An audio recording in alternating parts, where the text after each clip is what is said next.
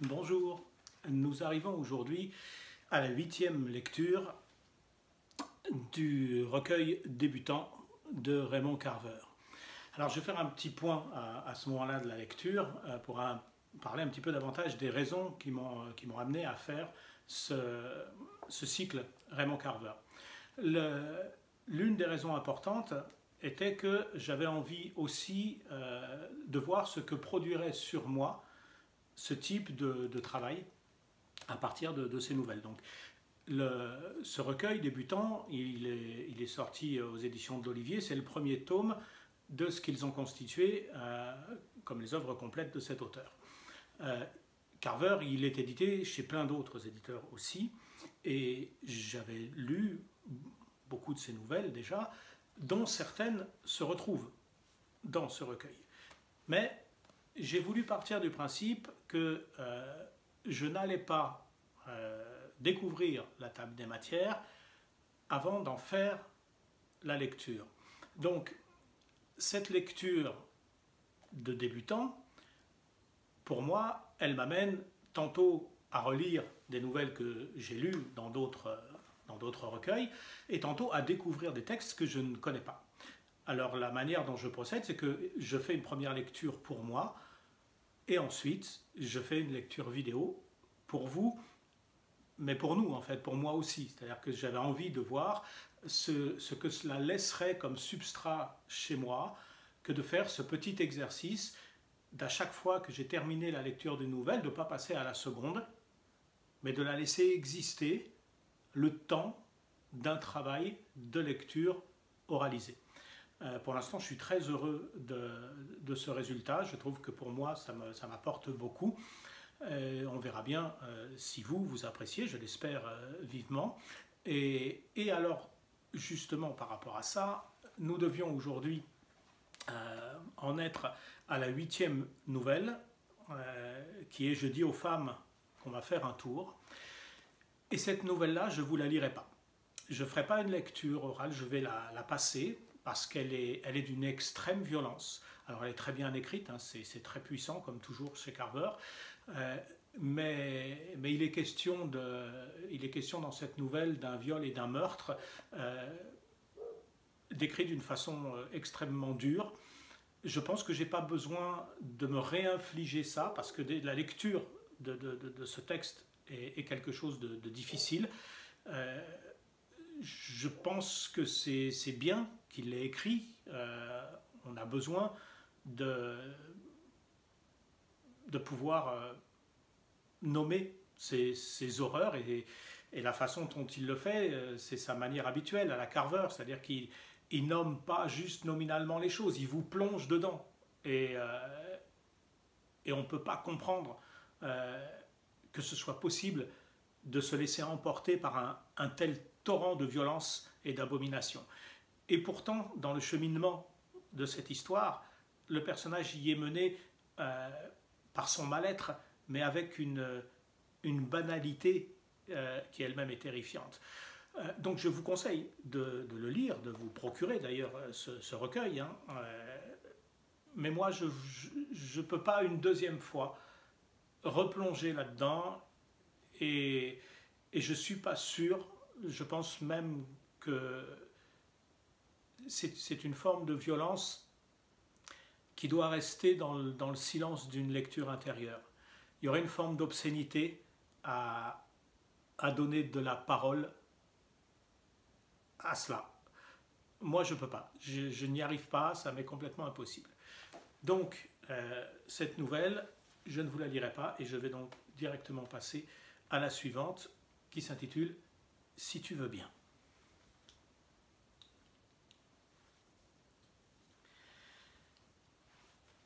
L'écouteur du lecteur de cassette dans l'oreille, Edith, la femme de James Packer, fumait une de ses cigarettes à lui.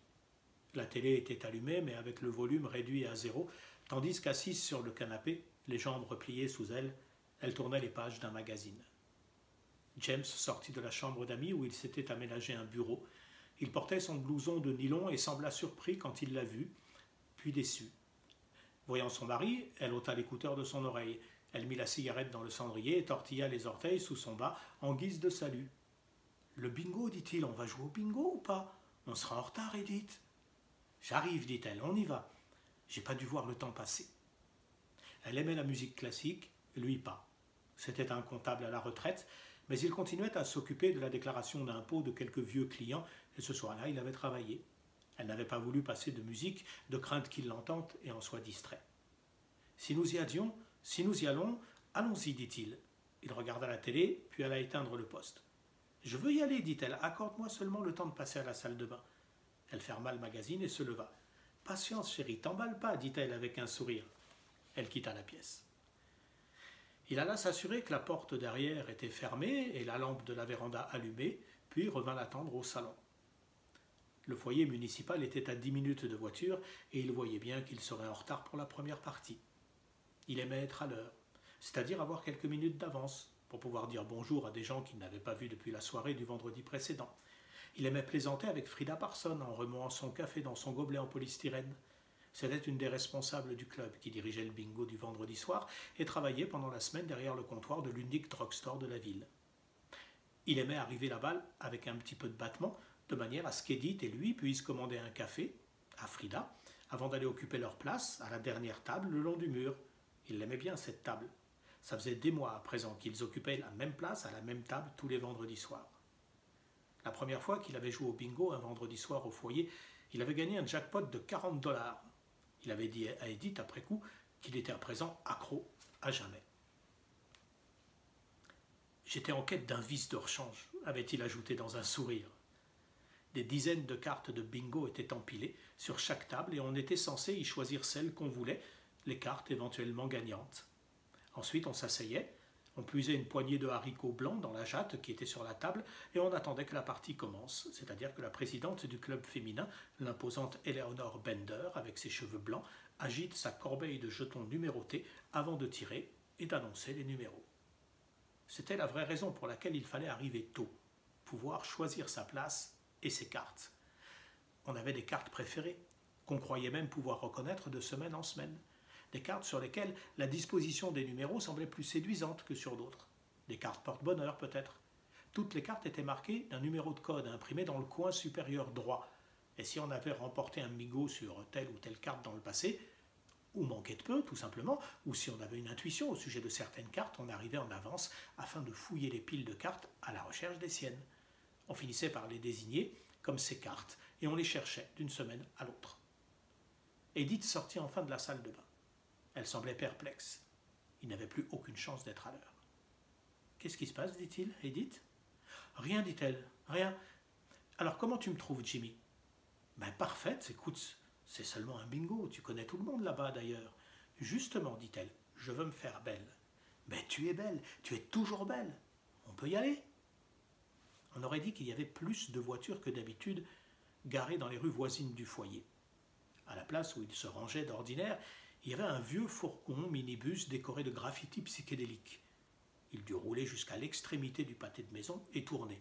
« Il y a beaucoup de voitures ce soir, dit Edith. »« Il n'y en aurait pas eu autant si on était arrivé plus tôt, répliqua-t-il. »« Il y en aurait eu autant, simplement on ne les aurait pas vus, corrigea-t-elle, taquine. » Elle lui pinça la manche. « Écoute, Edith, si on veut jouer au bingo, faut essayer d'arriver à l'heure, dit-il. C'est la première règle dans la vie. Arriver à l'heure là où on va. »« Chut, fit-elle. Quelque chose me dit que ce sera une grande soirée. Attends un peu, tu vas voir. On va toucher des jackpots à répétition. On va faire sauter la banque, dit-elle. Je suis heureux de l'entendre, dit-il. C'est ce que j'appelle une belle confiance. Il trouva enfin une place vers l'extrémité du pâté de maison et s'y rangea. Il coupa le contact et éteignit les phares. Je ne sais pas si je me sens en veine ou pas ce soir. Je crois que je me suis senti en veine plus tôt dans la soirée, pendant 5 minutes quand j'étais en train de remplir la déclaration de Howard, mais là je me sens pas très en veine. C'est plutôt la poisse qu'il faille commencer par marcher 1 kilomètre simplement pour aller jouer au bingo. Reste près de moi, lui dit-elle, on fera des étincelles. Ah, je me sens pas en veine, dit-il, verrouille ta portière. Ils se mirent à marcher. Le vent était froid et il remonta la fermeture de son blouson jusqu'au cou. Elle resserra son manteau. Il entendait le ressac se briser sur les rochers au pied de la falaise derrière le foyer municipal. Elle dit « Je vais prendre une de tes cigarettes avant d'entrer, Jimmy. » Ils s'arrêtèrent au coin de la rue, sous la grosse lampe de l'éclairage public. Les câbles qui la soutiennent se balançaient dans le vent et la lumière faisait aller et venir leur ombre sur le trottoir. Il apercevait les lumières du foyer à l'extrémité du pâté de maison. Il lui tint le briquet entre ses mains en coupe, puis il alluma sa propre cigarette. « Quand est-ce que t'arrêtes » demanda-t-il. « Quand tu arrêteras, répondit-elle. Quand je serai prête à arrêter. Peut-être que ce sera exactement comme quand tu t'es senti prêt à arrêter de boire. Je me réveillerai un matin et j'arrêterai comme ça, comme toi. Ensuite, il me faudra un passe-temps. »« Je peux t'apprendre à tricoter, dit-il. »« J'avoue que je ne crois pas avoir ce genre de patience, dit-elle, et puis dans un couple, il suffit d'un seul qui tricote. » Il sourit, il lui prit le bras, et ils continuèrent d'avancer. Quand ils arrivèrent devant le perron du foyer, elle jeta sa cigarette et posa le pied dessus. Ils gravirent les marches et entrèrent dans le hall. Il y avait un canapé dans cette pièce, ainsi qu'une table au bois couvert d'éraflures et quantité de chaises pliantes. Au mur étaient accrochées de vieilles photographies de bateaux de pêche et d'un navire de la marine, frégate d'avant la Première Guerre mondiale, qui avait chaviré au large de la pointe avant d'être drossée à la côte où elle s'était échouée sur le sable des plages en contrebas de la ville. Une photo l'intriguait toujours, celle d'un bateau retourné sur les rochers à marée basse avec un homme debout sur la quille adressant des grands signes à l'appareil. Il y avait une carte marine dans un cadre de chêne et plusieurs toiles de chêne pastoral, œuvre de membres du club. Montagne aux arêtes vives derrière un étang et un bouquet d'arbres, coucher de soleil sur l'océan. Ils traversèrent la pièce et puis il lui reprit le bras quand ils pénétrèrent dans la grande salle. Plusieurs dames du club étaient assises à droite de l'entrée derrière une longue table. Il y avait une trentaine d'autres tables disposées en travers la pièce ainsi que des chaises pliantes. La plupart des chaises étaient prises. L'autre extrémité de la salle était occupée par une estrade sur laquelle on donnait les spectacles de Noël et à l'occasion des productions de théâtre amateur. Une partie de bingo était en cours. Eleanor Bender, un micro à la main, annonçait les numéros. Sans s'arrêter pour commander un café, ils se hâtèrent de longer le mur en direction du fond de la salle et de leur place. Les têtes étaient penchées sur les tables. Aucune ne se releva à leur passage. Les gens examinaient leurs cartes en attendant l'annonce du numéro suivant. Il entraîna Edith vers les tables, mais étant donné la façon dont la soirée avait commencé, il était sûr que quelqu'un aurait pris leur place, et il ne se trompait pas. C'était un couple de hippies. Il fut choqué de le constater. Un type et une jeune femme, encore une jeune fille à vrai dire. Elle était vêtue d'un vieil ensemble en jean passé, pantalon et blouson, d'une chemise d'homme en toile de jean, et portait des bagues et des bracelets, ainsi que de longs pendants d'oreilles qui bougeaient quand elle bougeait. Ce qu'elle fit justement, se tournant vers le type aux cheveux longs, en blouson de daim, assis à côté d'elle pour lui montrer un numéro sur sa carte, puis lui pincer le bras. Le type portait les cheveux ramenés en arrière et noués derrière la tête, ainsi qu'une barbe et une moustache broussailleuse. Il avait de petites lunettes à monture d'acier et un minuscule anneau d'or dans l'oreille. « Ah ben mince, dit James, et il s'arrêta. Il se dirigea vers une autre table. « Voilà 2 chaises, on n'a qu'à s'asseoir là pour tenter notre chance. Il y a des hippies qui ont pris notre place. » Il jeta un regard furibond dans leur direction. Il ôta son blouson et aida Edith à quitter son manteau, puis il s'assit et regarda de nouveau le couple installé à leur place. La fille examinait ses cartes à mesure que les numéros étaient annoncés, puis elle se pencha par-dessus la table, tout près du type hirsute pour regarder ses cartes à lui, comme si, songea James, elle craignait qu'il ne soit pas assez malin pour marquer ses propres numéros. James prit une pile de cartes et en donna la moitié à Edith. « Choisis des gagnantes pour toi, dit-il. Moi, je prends les 3 du dessus. Je crois que ce soir, c'est pas la peine que je choisisse. Je ne me sens pas en veine et j'y peux absolument rien. Qu'est-ce qu'ils fichent ici, ces deux-là? Ils sont loin de leur territoire habituel, si tu veux mon avis. » « Ne fais pas attention à eux, Jimmy, dit-elle. Ils ne font de mal à personne, ils sont jeunes, voilà tout. C'est le bingo du vendredi soir. Une soirée pour habitués, où on rencontre les gens du quartier, dit-il. Je ne sais pas ce qu'ils viennent faire ici. Ils viennent jouer au bingo, dit-elle, sans quoi ils ne seraient pas là. On est en démocratie, mon chéri. Je croyais que toi, tu voulais jouer au bingo. Alors jouons, tu veux bien? Ça y est, j'ai trouvé les cartes que je veux. Elle lui tendit la pile, et il replaça les cartes avec celles qu'il n'utiliserait pas au centre de la table. Il remarqua un tas de cartes inutilisées devant le hippie. Bah, il était venu jouer au bingo et c'était bien ce qu'il allait faire, nom de Dieu. Il prit une poignée de haricots dans le saladier. Les cartes étaient à 25 cents pièce ou à 50 cents les 3. Edith en avait 3. James tira un billet d'$1 du rouleau qu'il réservait à cette occasion. Il posa son dollar à côté de ses cartes. D'ici quelques minutes, une des dames du club, une femme mince à la chevelure bleutée avec une tache dans le cou, il la connaissait seulement sous le nom d'Alice, viendrait avec une boîte métallique collecter les pièces et les billets, rendant la monnaie en la tirant de sa boîte quand c'était nécessaire. C'était elle ou une autre, une nommée Betty, qui ramassait les mises et payait les jackpots. Eleanor Bender annonça « I-25 » et à une table du milieu de la salle, une dame cria « Bingo !» Alice se fraya un chemin parmi les tables. Elle se pencha sur la carte de la femme pendant qu'Eleanor Bender donnait lecture des numéros gagnants. « C'est un bingo !» dit Alice. « C'est un bingo de 12 $, mesdames et messieurs, dit Eleanor Bender. « Félicitations, madame !» Alice compta quelques billets qu'elle remit à la dame, et un vague sourire, eut un vague sourire, et repartit. « Préparez-vous, dit Eleanor Bender. Prochaine partie, dans 2 minutes. Je procède au mélange des numéros de la chance dès maintenant. » Elle se mit à remuer la corbeille et le jeton. Ils firent 4 ou 5 parties sans résultat. Au cours d'une des parties, James s'approcha du bingo avec une de ses cartes. Il ne lui manquait plus qu'un numéro. Mais Eleanor Bender en annonça successivement 5 dont aucun n'était le sien, et avant même que quiconque dans la salle ait crié « bingo », il sut qu'elle ne tirerait pas le numéro qu'il lui fallait. Il n'y avait aucune chance, il en était convaincu, qu'elle tire le numéro manquant. « C'est pas passé loin cette fois, Jimmy, dit Edith. J'avais l'œil sur ta carte. »« Pas loin, ça compte pas, dit-il. Ça aurait aussi bien pu être très loin. C'était pour me faire marcher, c'est tout. » Soulevant un côté de sa carte, il fit glisser les haricots dans la main. Il eut une vague réminiscence concernant un gamin qui avait jeté des haricots par une fenêtre. Cela avait à voir avec une fête foraine ou une foire. Il y avait aussi une vache dans l'affaire, songea-t-il. Ce souvenir lui revenait de très loin, et sans qu'il sache trop pourquoi, le troublait. « Continue de jouer, dit Edith, ça va forcément donner quelque chose. Change de carte, peut-être. »« Ces cartes sont aussi bonnes que n'importe quelle autre, dit-il. C'est pas ma soirée, Edith, c'est tout. » Il lança de nouveau un regard sur les hippies. Ils étaient en train de rire d'une des remarques du type. Il vit que la fille lui caressait la jambe sous la table. Il semblait ne faire attention à personne d'autre qu'eux-mêmes dans la salle. Alice passa ramasser les mises de la partie suivante. Mais juste après qu'Eleanor Bender eut annoncé le premier numéro, le hasard voulut que James regarde de nouveau les hippies. Il vit le type poser un haricot sur une carte pour laquelle il n'avait pas payé, et qui aurait par conséquent dû se trouver dans le tas des cartes refusées. Mais elle était disposée de telle façon que le type pouvait la voir et jouer dessus en même temps que sur ses autres cartes. Eleanor Bender annonça un nouveau numéro et le type plaça un nouveau haricot sur la même carte. Après quoi, il la tira vers lui dans l'intention de jouer dessus. James en fut effaré. Puis il se mit en rogne. Il n'arrivait plus à se concentrer sur ses propres cartes.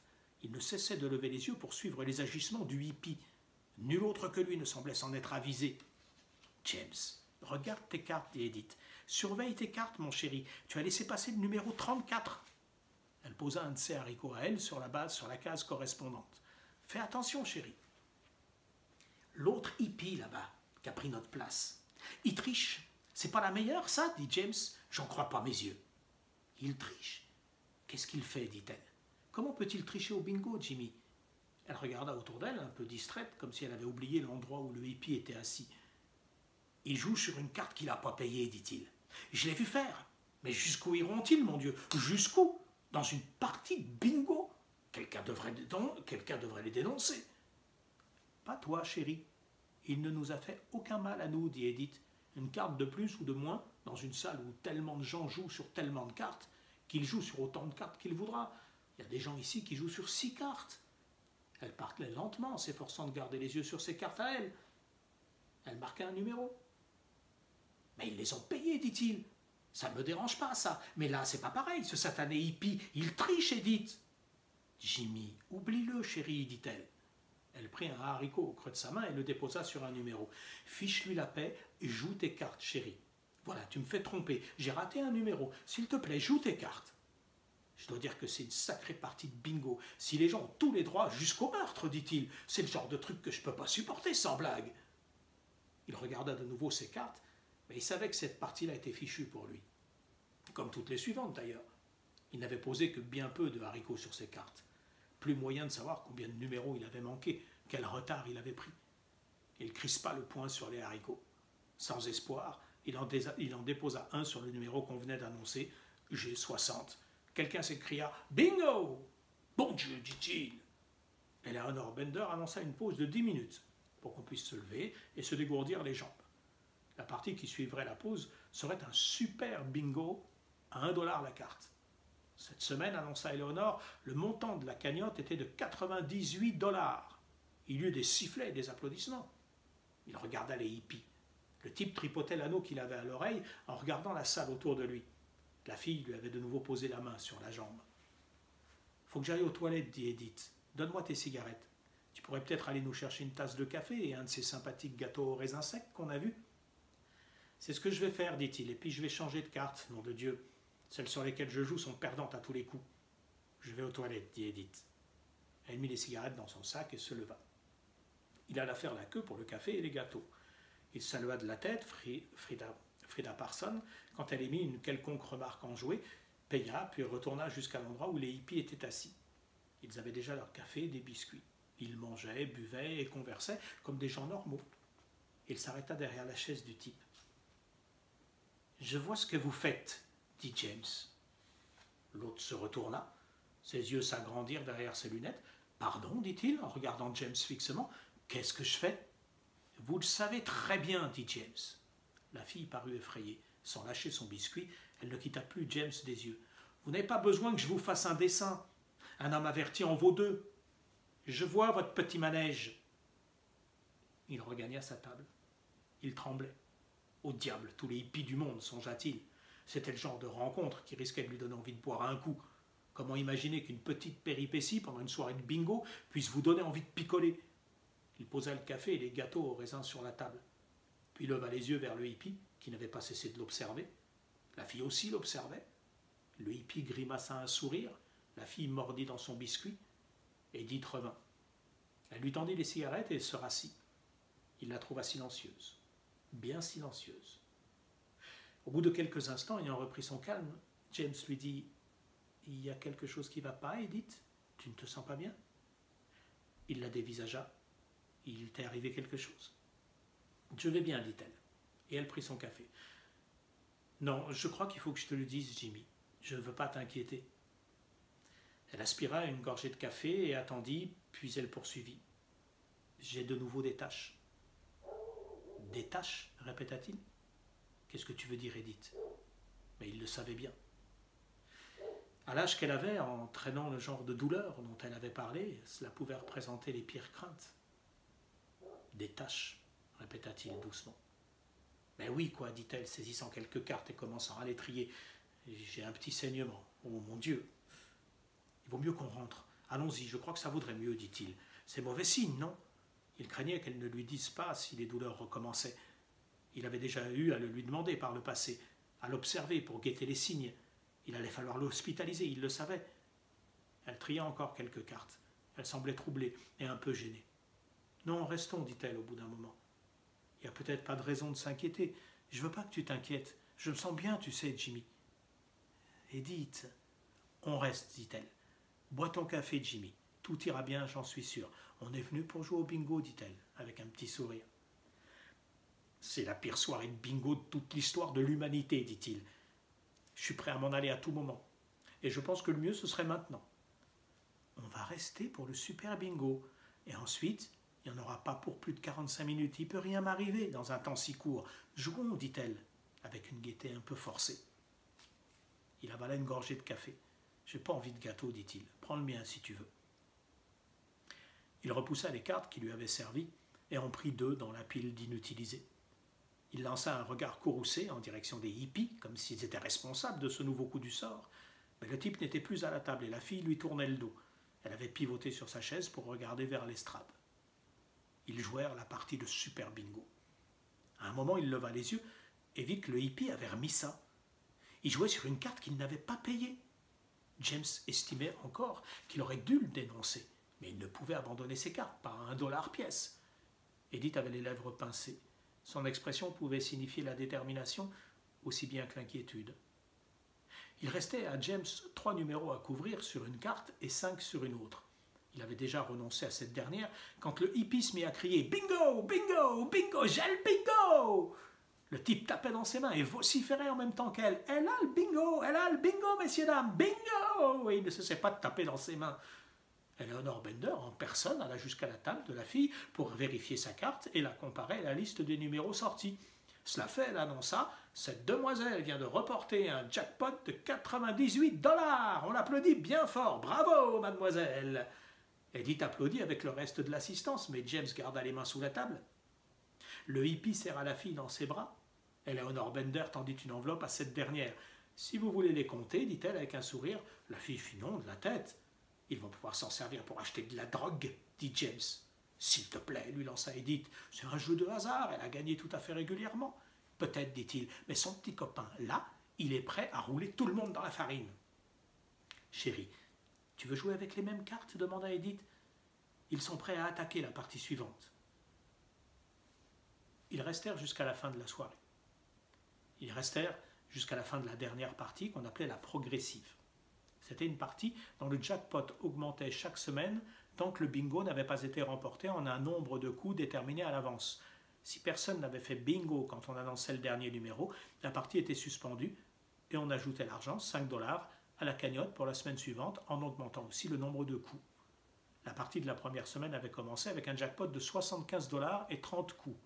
Cette semaine-là, elle en était à 125 $ et 40 coups. Les bingos étaient rares avant 40 coups, mais au-delà, on pouvait s'attendre à ce qu'un joueur fasse bingo à tout moment. James posa sa mise et entama la partie sans illusion. Il ne comptait pas, ne souhaitait pas la remporter. Il se sentait proche du désespoir. Il n'aurait pas été surpris que le hippie en sorte vainqueur. Quand les 40 numéros eurent été annoncés sans que quiconque pousse un cri de victoire, Eleanor Bender déclara « C'est tout pour ce soir. Merci à tous d'être venus. Dieu vous bénisse et s'il le veut, nous nous reverrons vendredi prochain. Bonne nuit et bon week-end. » James et Edith se joignirent à la file des joueurs qui quittaient les lieux, mais trouvèrent le moyen d'être derrière le couple de hippies qui riait encore et parlait du gros jackpot de la fille. Elle tapota la poche de son manteau avec un nouveau rire. Elle avait passé le bras autour de la taille du type sous son blouson de daim, ses doigts lui effleuraient les hanches. « Laissons-les prendre de l'avance sur nous, cela, pour l'amour du ciel, dit James à Edith. C'est une calamité des gens pareils. » Edith ne dit rien, mais s'attarda un peu avec James pour laisser le temps au couple de s'éloigner. « Bonne nuit, James. Bonne nuit, Edith, dit Henry Culkin. Culkin était un gros bonhomme grisonnant qui avait perdu un fils dans un accident de bateau des années auparavant. Ta femme l'avait quitté pour un autre, peu de temps après. Il s'était mis à boire, au bout d'un moment, et il avait fini par la suite aux Alcooliques Anonymes où James avait fait sa connaissance et entendu ses récits. Il possédait à présent une des 2 stations-service de la ville et faisait parfois des réparations sur leur voiture. « À la semaine prochaine !»« Bonne nuit, Henry, dit James. »« Probablement, oui, mais j'en ai plutôt ma claque du bingo ce soir. » Culkin se mit à rire. « Je sais exactement ce que tu veux dire, fit-il avant de s'éloigner. » Le vent avait fraîchi, et James crut entendre le ressac malgré le bruit des moteurs qui démarraient. Il vit le couple de hippies s'arrêter devant le minibus. Bien sûr, il aurait dû le savoir, ça crevait les yeux. Le type ouvrit sa portière, puis penché en travers de la cabine, ouvrit celle de la fille. Il démarra à l'instant même où il passait sur le bas-côté. Le type alluma ses phares dont la lumière épingla James et Edith sur la toile de fond des maisons du voisinage. « Quel connard !» dit James. Edith ne répondit pas. Elle fumait et avait mis son autre main dans la poche de son manteau. Ils continuèrent de longer le bas-côté. Le minibus les dépassa et changea de vitesse en arrivant au coin de la rue. La lampe de l'éclairage public se balançait au vent. Ils allèrent jusqu'à leur voiture. James ouvrit la portière pour Edith et fit le tour jusqu'à la sienne, puis ils attachèrent leur ceinture et rentrèrent. Edith alla à la salle de bain et ferma la porte. James enleva son blouson et le jeta en travers du dossier du canapé. Il alluma la télé, s'assit et attendit. Au bout d'un petit moment, Edith sortit de la salle de bain. Elle ne dit rien. James attendit encore un peu, en s'efforçant de regarder l'écran de la télévision. Elle alla à la cuisine, fit couler de l'eau. Il entendit fermer le robinet. 1 minute après, elle s'encadra sur le seuil de la cuisine et dit « Je crois qu'il faudra que j'aille voir le docteur Crawford demain matin, Jimmy. Je crois qu'il m'arrive quelque chose par là, en dessous. » Elle regarda, puis elle dit « Oh, bon sang, c'est pas de chance, vraiment pas de chance. » Et elle se mit à pleurer. « Edith, dit-il en la rejoignant. » Elle était là, à secouer la tête. Elle mit une main devant les yeux et se laissa aller contre lui qui l'entoura de ses bras. Il l'étreignit. « Edith, mon Edith que j'aime, dit-il. Oh Seigneur. Il se sentait impuissant et terrifié. Il la garda dans ses bras. Elle secoua un peu la tête. Je pense que je vais aller me coucher, Jimmy. Je suis totalement épuisé et je me sens pas très bien, à vrai dire. J'irai chez le docteur Crawford à la première heure demain matin. Ça va s'arranger, je crois, chérie. Essaye de pas t'en faire. Si quelqu'un doit s'en faire ce soir, c'est moi, pas toi. Tu t'inquiètes déjà assez comme ça. Je crois que ça va s'arranger, répéta-t-elle en lui caressant le dos. J'avais mis de l'eau pour le café, mais je crois que je vais me coucher tout de suite. Je me sens vidé. C'est toutes ces parties de bingo, dit-elle, en s'efforçant de sourire. Je vais tout éteindre et je viens me coucher aussi, dit-il. Je n'ai pas non plus envie de rester debout ce soir, Dieu sait. Jimmy, mon chéri, j'aimerais mieux être seul pour l'instant. Si ça t'ennuie pas, dit-elle. C'est difficile à expliquer. C'est seulement que là, j'ai envie d'être seul. Peut-être que c'est absurde. Tu comprends, hein? Tu comprends? Seul, répéta-t-il. Il lui étreignit le poignet. Elle lui enserra le visage de ses deux mains, le temps de scruter ses traits, puis elle l'embrassa sur les lèvres. Elle alla dans la chambre et alluma la lumière. Elle se retourna pour le regarder, et puis elle ferma la porte. Il alla au réfrigérateur. Il se tint devant la porte ouverte en buvant du jus de tomate, tandis qu'il examinait l'intérieur illuminé. L'air froid lui soufflait au visage. Les petits paquets et les barquettes d'aliments sur les étagères, un poulet enveloppé de plastique, les restes proprement emballés de papier d'aluminium, tout cela lui répugnait soudain. Sans savoir pourquoi, il pensa à Alice, à cette tache sur son cou, et il frissonna. Il ferma la porte et cracha le reste de jus dans l'évier, puis il se rinça la bouche et se prépara une tasse de café instantané qu'il emporta au salon où la télé était restée allumée. Elle diffusait un vieux western. Il s'assit et alluma une cigarette. Après avoir regardé l'écran pendant quelques minutes, il eut l'impression d'avoir déjà vu le film des années auparavant. Les personnages semblaient vaguement reconnaissables dans leur rôle et certaines des choses qu'ils disaient lui étaient familières, comme c'est souvent le cas des événements au fur et à mesure qu'ils se déroulent dans les films qu'on a oubliés. Puis le héros, une vedette de cinéma qui venait de mourir, prononça une réplique, posa une question directe à un autre personnage, un étranger à peine arrivé à cheval dans la petite ville. Et d'un seul coup, tout se mit en place, et James sut exactement les mots que l'étranger allait choisir pour répondre à la question. Il connaissait la tournure que l'histoire allait prendre, mais continua de regarder le film en proie à une appréhension croissante. Rien ne pouvait arrêter ce qui avait été mis en mouvement. Le héros et ses concitoyens, qu'il avait nommés adjoints, firent preuve de courage et de force d'âme, mais ces vertus ne suffirent pas. Un seul détraqué, armé d'une torche, entraînerait la ruine de tout. Il finit le café et fuma en regardant le film jusqu'à sa conclusion violente et inévitable. Puis il éteignit le poste. Il retourna à la porte de la chambre et tendit l'oreille, mais il n'y avait pas moyen de savoir si elle était éveillée. Du moins, aucune lumière ne filtrait sous la porte. Il espérait qu'elle s'était endormie. Il continua de tendre l'oreille. Il se sentait vulnérable, et sans savoir pourquoi, indigne.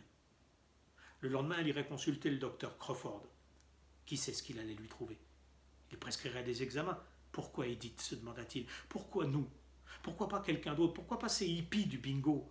Ils traversaient la vie, libres comme l'air, sans responsabilité, sans incertitude sur l'avenir. Alors pourquoi pas eux, ou quelqu'un d'autre comme eux? C'était pas normal. Il s'éloigna de la porte de la chambre. Il songea à sortir faire un tour, comme ça lui arrivait parfois la nuit, mais le vent soufflait de plus en plus fort et il entendait craquer les branches du bouleau derrière la maison. D'ailleurs, il faisait trop froid, et puis l'idée d'une promenade solitaire à pareille heure était plutôt décourageante. Il retourna s'asseoir devant la télé, mais n'alluma pas le poste. Il fuma, en songeant à la façon dont le hippie lui avait souri de toutes ses dents à l'autre bout de la salle, à l'arrogance de sa démarche nonchalante, tandis qu'il regagnait son minibus dans la rue avec le bras de la fille autour de la taille. Il se rappela le bruit sourd du ressac et songea aux grosses vagues qui devaient rouler et se briser sur la plage dans le noir en ce moment même.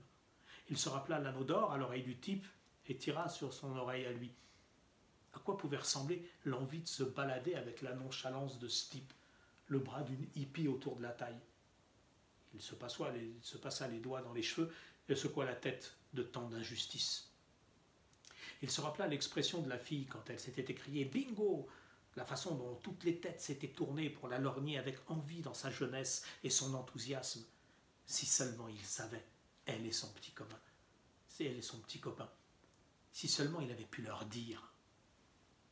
Il songea à Edith dans sa chambre, dans son lit, au sang qui parcourait son corps en mince ruisseau, cherchant une sortie. Il ferma les yeux et les rouvrit. Il se lèverait tôt le lendemain matin et préparerait un bon petit déjeuner pour eux deux. Puis, quand le cabinet ouvrirait, Elle appellerait le docteur Crawford, prendrait rendez-vous et il l'y conduirait en voiture, s'assirait dans la salle d'attente et feuilletterait des magazines en patientant. Vers le moment où Edith sortirait, porteuse de la nouvelle, il imagina que les hippies seraient en train de prendre leur propre petit déjeuner, mangeant avec appétit après une longue nuit d'amour. Ça n'était pas juste. S'il avait pu les tenir là, dans le living room, au zénith de leur vie, il leur aurait dit ce à quoi ils pouvaient s'attendre. Il les aurait mis au courant. Ils auraient arrêté en plein milieu de leur arrogance et de leur rire pour le leur dire. Leur dire ce qui les attendait. Après les bagues et les bracelets, les pendants d'oreilles et les cheveux longs, l'amour. Il se leva et alla dans la chambre d'amis où il alluma la lampe au-dessus du lit. Il jeta un coup d'œil à ses papiers, à ses livres de comptes, à la calculatrice sur le bureau, et il sentit enfler son désarroi et sa colère. Il dénicha un vieux pyjama dans un des tiroirs et commença à se déshabiller. Il ouvrit les couvertures sur le lit, à l'autre bout de la pièce par rapport à son bureau, puis il alla faire le tour de la maison, éteignant les lumières, vérifiant la fermeture des portes. Pour la première fois en 4 ans, il regretta de ne pas avoir un peu de whisky sous la main. Ça aurait été le bon moment ce soir, c'est sûr. Il avait conscience que 2 fois à présent dans le cours de cette soirée, il avait eu envie de boire, et il trouva cela si décourageant que ses épaules s'affaissèrent. On disait aux alcooliques anonymes qu'il fallait veiller à n'être jamais trop fatigué, trop assoiffé, trop affamé, et à ne jamais se croire trop malin, aurait-il pu ajouter. Il s'arrêta pour regarder par la fenêtre de la cuisine l'arbre que secouait la force du vent. Les bords de la fenêtre tremblaient à grand bruit. Il se rappela les photos du foyer municipal, les bateaux échoués sur la pointe et espéra que personne n'était sorti en mer ce soir-là. Il laissa la lampe de la véranda allumée. Il retourna dans la chambre d'amis et prit sa corbeille de broderie sous le bureau pour s'installer dans le fauteuil de cuir. Il souva le couvercle de la corbeille et en sortit le tambour tendu de toile blanche. Tenant la petite aiguille sous la lampe, il y enfila l'extrémité d'un fil de soie bleu, puis il se mit à l'ouvrage, là où il en était resté du motif floral quelques jours auparavant. Quand il avait cessé de boire, au début, il avait ri de la suggestion d'un homme d'affaires quinquagénaire entendu un soir aux alcooliques anonymes, selon laquelle il aurait pu trouver profitable de s'intéresser aux travaux d'aiguille. Peut-être était-ce une bonne façon, lui avait dit ce brave homme, d'occuper le temps libre qu'il aurait désormais sur les bras, le temps qu'il avait jusque-là consacré à boire. C'était sous-entendre que les travaux d'aiguille lui permettraient de s'occuper dans la journée ou pendant la nuit, tout en lui procurant une certaine satisfaction. « C'est très prenant, c'est pourquoi je vous aiguille là-dessus, » avait dit ce monsieur avec un clin d'œil. James avait ri en secouant la tête. Mais au bout de quelques semaines d'abstinence, quand il découvrit qu'il disposait de plus de temps qu'il n'en pouvait employer utilement et avait un besoin croissant de s'occuper les mains et l'esprit, il avait demandé à Edith si elle voulait bien acheter le matériel et les petits manuels pratiques qu'il lui fallait. Il ne fallait pas. Il ne faisait pas d'étincelles, ses doigts devenant de plus en plus raides et lourds, mais il avait brodé 2 ou 3 choses dont il était content, après les têtes d'oreiller et les torchons pour la maison, et du crochet aussi, bonnet, écharpe et moufle pour ses petits-enfants. Quand une pièce aussi banale soit-elle était terminée, il éprouvait en la regardant le plaisir de l'ouvrage accompli. Il était passé des écharpes et des moufles à la création de petits tapis qu'on trouvait sur le plancher de chaque pièce de la maison à présent. Il avait aussi fait 2 ponchos de laine qu'Edith et lui portaient pour leur promenade sur la plage, et tricoté une grande couverture, son projet le plus ambitieux jusqu'alors, qu'il avait occupé pendant près de 6 mois. Il y avait travaillé tous les soirs, accumulant les carrés de lainage et se réjouissait de cette activité régulière. Edith dormait sous cette couverture, en ce moment même. Tard dans la nuit, il aimait le contact du tambour, du tissu blanc, fortement tendu dessus. Il faisait aller et venir son aiguille dans la toile, suivant les contours de l'impression. Il nouait de petits nœuds et coupait des bouts de fil quand c'était nécessaire. Mais après un moment, il se remit à penser au hippie et dut s'interrompre. Il fut de nouveau empli de colère. C'était le principe de la chose, évidemment. Il se rendait compte que cela n'avait pas accru les chances du type, ou d'une infime fraction peut-être, d'avoir triché sur une seule carte. Il n'avait pas gagné, c'était le plus important.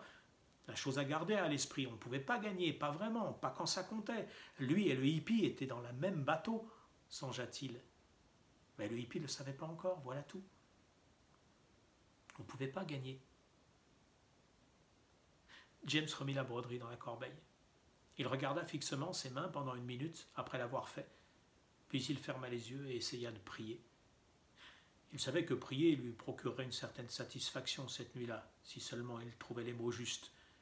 Il n'avait pas prié depuis l'époque où il s'efforçait d'arrêter de boire, et pas une seule fois alors il ne s'était imaginé que la prière aurait le moindre effet, mais elle lui était apparue comme une des rares choses qui lui étaient possibles étant donné les circonstances.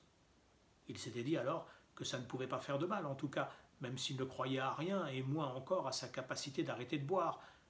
Mais il arrivait qu'il se sente mieux après avoir prié, et il s'imaginait que c'était ce qui comptait. Pendant cette période-là, il avait prié tous les soirs, où il était en état de se souvenir et de prier. Quand il se couchait ivre, en particulier s'il était en état de se souvenir, il priait. Et parfois, juste avant de boire son premier verre le matin, il priait pour trouver la force d'arrêter de boire. Il arrivait aussi qu'il se sente plus mal, évidemment, encore plus impuissant et prisonnier de la pire des horreurs perverses quand il avait dit ses prières et avait constaté qu'aussitôt après, il tendait la main pour prendre un verre d'alcool. Il avait fini par arrêter de boire, mais ne l'attribuait pas à la prière, à laquelle il avait tout simplement cessé de penser depuis lors. Il n'avait plus prié depuis 4 ans. Quand il avait arrêté de boire, il avait cessé d'en éprouver le moindre besoin. Tout allait bien depuis lors, tout s'était remis à marcher depuis qu'il avait cessé de boire. 4 ans auparavant, il s'était réveillé un matin avec la gueule de bois, mais au lieu de se verser un verre de vodka orange, il avait décidé de n'en rien faire. Il y avait encore de la vodka à la maison, ce qui rendait la situation d'autant plus remarquable. Il n'avait pas bu ce matin-là, ni cet après-midi-là, ni le soir. Voilà. Edith l'avait remarqué, évidemment, mais n'avait rien dit. Il tremblait beaucoup. Le lendemain et le surlendemain, même chose. Il ne buvait pas, il n'était plus saoul. Le 4e jour, au soir, il avait trouvé le courage de dire à Edith que cela faisait plusieurs jours qu'il n'avait pas bu. Elle avait simplement répondu « Je le sais, chérie ». Il se le rappelait à présent.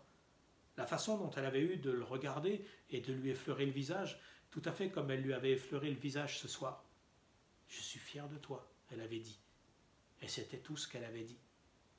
Il avait commencé à aller aux réunions des alcooliques anonymes à peu près à ce moment-là et s'était mis aux travaux d'aiguille. Avant que l'alcool ne devienne son ennemi et qu'il ne se mette à prier pour être capable de s'arrêter, il avait prié à diverses autres occasions quelques années plus tôt, après que le plus jeune de ses fils avait été envoyé au Vietnam piloter des avions à réaction. Il priait par intermittence à l'époque, parfois pendant la journée s'il pensait à son fils, après avoir lu quelque chose dans le journal sur ce pays épouvantable, et parfois la nuit, couché dans le noir, à côté d'Edith, passant en revue les événements de la journée, quand il arrivait que sa pensée se centre sur son fils. Il priait alors, sans grande conviction, comme prient la plupart des hommes qui ne sont pas religieux. N'empêche qu'il avait prié pour que son fils survive et rentre au pays en un seul morceau, et il était bel et bien revenu indemne. Mais pas une minute, James n'avait attribué son retour à la prière, bien sûr que non. À présent, il se rappela soudain beaucoup plus loin en arrière, la fois où il avait prié avec le plus de ferveur. Il avait 21 ans et croyait encore au pouvoir de la prière. Il avait prié une nuit entière pour son père, pour qu'il se remette de son accident d'auto. Mais son père était mort tout de même. Il avait bu, roulé trop vite et embouti un arbre et on n'avait rien pu faire pour lui sauver la vie.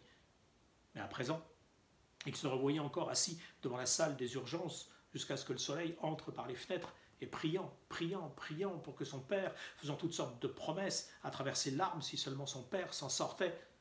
Sa mère pleurait, assise à côté de lui, elle tenait les souliers de son père, inexplicablement arrivé, posé au chevet du lit dans l'ambulance qui l'amenait à l'hôpital.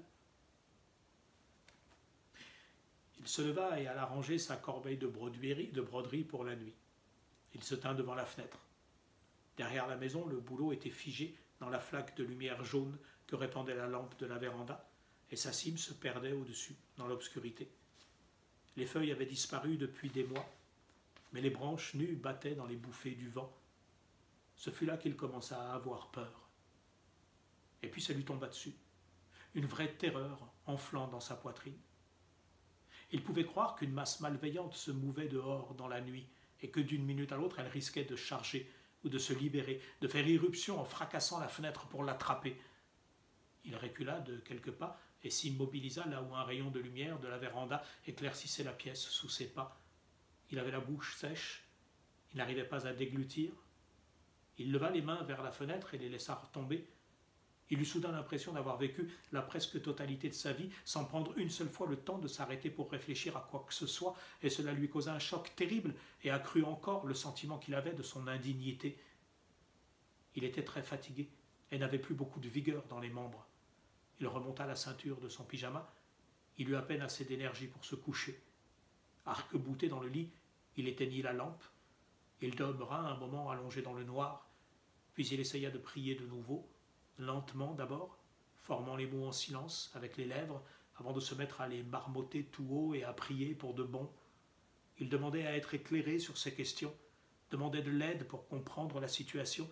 Il priait pour Edith, pour qu'elle n'ait rien, pour que le médecin ne trouve rien de grave, et pas, oh, par pitié, pas de cancer. C'était pour cela qu'il priait avec le plus de force. Puis il pria pour ses enfants, 2 fils et une fille, éparpillés çà et là à travers le continent. Il inclut ses petits-enfants dans ses prières. Alors ses pensées revinrent au hippie. Bientôt il dut s'asseoir au bord du lit et allumer une cigarette. Assis sur le lit dans le noir, il fuma. La hippie, ce n'était qu'une jeune fille, guère plus jeune que sa propre fille et pas très différente en apparence. Mais le type avec ses petites lunettes, le type, lui, c'est une autre paire de manches. Il demeura un moment à peser ces choses dans sa tête. Ensuite, il éteignit sa cigarette et se recoucha. Il s'installa sur le flanc et ne bougea plus. Il roula sur l'autre flanc. Il se tournait et se retournait et finit par s'allonger sur le dos, les yeux fixés au plafond dans le noir. La même lumière jaune, répandue par la lampe de la véranda, mettait un reflet sur la fenêtre. Les yeux ouverts, il écouta le vent gifler la maison. Il sentit de nouveau quelque chose remuer en lui, mais ce n'était pas de la colère cette fois. Il resta sans bouger encore un moment, comme s'il attendait. Puis quelque chose le quitta et fut remplacé en lui par quelque chose d'autre. Il se découvrit des larmes dans les yeux. Il se remit à prier, des mots et des bribes de discours déferlant dans son esprit comme un torrent. Il ralentit. Il assembla les mots l'un après l'autre et pria. Cette fois, il fut capable d'inclure la fille et le hippie dans ses prières. Que ça leur soit accordé, oui. Qu'il roule en minibus et soit arrogant, et rit et porte des bagues, et qu'il triche même si ça leur chantait. Pendant ce temps-là, des prières étaient nécessaires. Ils en avaient besoin, eux aussi, même des siennes, surtout des siennes, à vrai dire. Si tu veux bien, disait-il, dans ses nouvelles prières, pour eux tous, les vivants et les morts. À demain.